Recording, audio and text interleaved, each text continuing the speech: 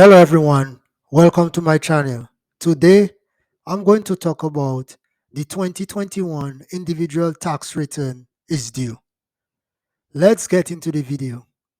The 2021 individual tax return is due on October 17, 2022. So it will be a good time to start getting all your individual tax returns completed in order to file your tax return before or on October 17, 2022.